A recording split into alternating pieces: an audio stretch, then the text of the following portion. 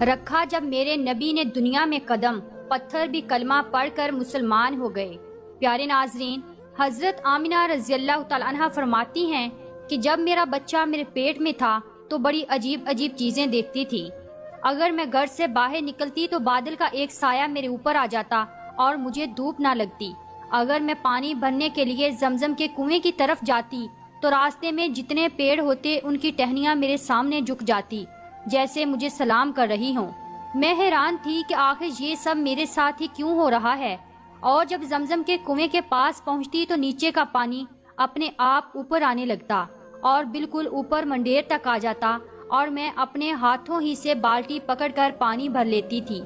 مکہ کی عورتیں مجھے زمزم کے کنویں کے پاس کھڑے رکھتی تھی اور مجھے جانے نہیں دیتی تھی۔ وہ کہتی تھی کہ اے آمنہ، تم تھوڑی دیر اور کھڑی رہو، ورنہ تمہارے جانے سے یہ پانی ابھی نیچے چلا جائے گا اور پھر ہمیں پانی بھرنے میں بہت تکلیف ہوگی۔ اسی طرح حضرت آمنہ رضی اللہ تعالیٰ عنہ فرماتی ہیں کہ میں عورتوں سے سنا کرتی تھی کہ جب بچہ پیٹ میں ہوتا ہے تو ماں کو بہت زیادہ تکلیفیں جھیلنی پڑتی ہیں، کبھی ہاتھ پاؤں میں درد، کبھی سر میں درد، کبھی الٹی ہونا، کبھی بخار ہونا اور کبھی چڑچڑا پن آ جانا۔ یہ ساری باتیں سن کر مجھے اپنے بارے میں بڑی حیرانی ہوتی تھی کہ مجھے تو ان 9 مہینوں میں کوئی ایسی تکلیف دیکھنے کو نہ ملی، یہاں تک کہ جب تک میرا بچہ میرے پیٹ میں رہا تو میرے سر میں درد تک نہ ہوا۔ اسی طرح حضرت آمنہ کو بڑے عجیب عجیب خواب بھی نظر آتے تھے۔ وہ فرماتی ہیں کہ جب میں رات کو سوتی تو مجھے خواب نظر آتا کہ میرے جسم کے اندر سے ایک نور نکلا ہے اور اس نے ساری دنیا کو روشن کر دیا ہے۔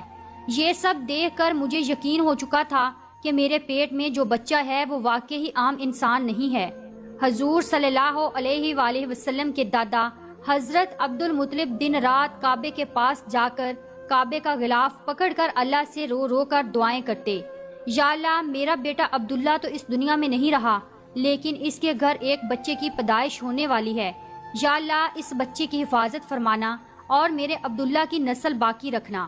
حضور صلی اللہ علیہ وآلہ وسلم کے سارے چچا اسی انتظار میں رہتے تھے کہ میرے بھائی عبداللہ کے گھر بچہ کب پیدا ہوگا۔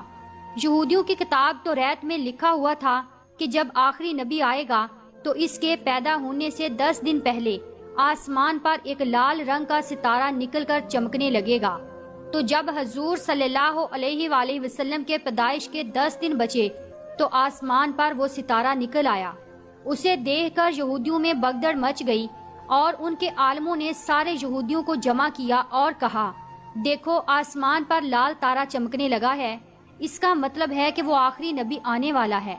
جا کر معلوم کرو کہ اس وقت مدینے میں کس کے ہاں لڑکے کی پیدائش میں 10 دن بچے ہیں۔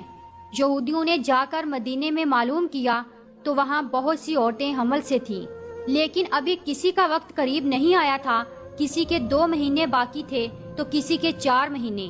ان یہودیوں نے آ کر اپنے عالموں کو بتایا کہ مدینے میں ایسا کوئی بچہ پیدا ہونے والا نہیں ہے، تو ان کے عالموں نے کہا کہ اب مکہ میں جا کر دیکھو۔ تو سارے یہودی مکہ پہنچے اور آ کر معلوم کیا کہ وہاں کس کے گھر بچے کی پیدائش ہونے والی ہے۔ ان لوگوں نے بتایا کہ ہاں یہاں مکہ میں 5 عورتیں ایسی ہیں جن کے گھر بچے کی پیدائش ہونے والی ہے۔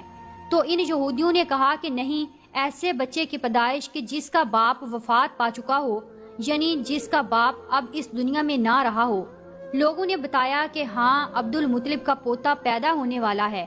اس بچے کے باپ عبداللہ کی ابھی کچھ مہینے پہلے وفات ہو گئی تھی۔ یہ سن کر یہودیوں کی ہائے نکل گئی اور وہ سب روتے چلاتے اپنے عالموں کے پاس پہنچے اور کہا، ہائے افسوس، آج نبوت یہودیوں سے نکل کر مکہ والوں میں پہنچ چکی ہے۔ وقت یوں ہی گزرتا گیا اور آخر وہ دن آیا جس کا سبھی کو بہت بے صبری سے انتظار تھا، جس کا انتظار آسمان و زمین، چرند پرند ہر مخلوق کر رہی تھی۔ آج اس بچے کی پیدائش ہوئی جس کی وجہ سے اس دنیا کو بنایا گیا۔ اگر وہ نہ ہوتا تو شاید کچھ بھی نہ ہوتا۔ آج اس بچے کی پیدائش ہوئی جس کے لیے چاند کے 2 ٹکڑے کر دیے گئے۔ آج اس بچے کی پیدائش ہوئی جس کی خاطر سورج کو اپنی جگہ پر روک دیا گیا اور اللہ نے حکم دے دیا کہ اے سورج ابھی مت ڈوبنا، کیونکہ میرے حبیب محمد صلی اللہ علیہ وآلہ وسلم نے ابھی عصر کی نماز نہیں پڑھی ہے۔ آج اس بچے کی پیدائش ہوئی جس کے پاس ساری زندگی میں جبرائیل علیہ السلام 26,000 بار آئے۔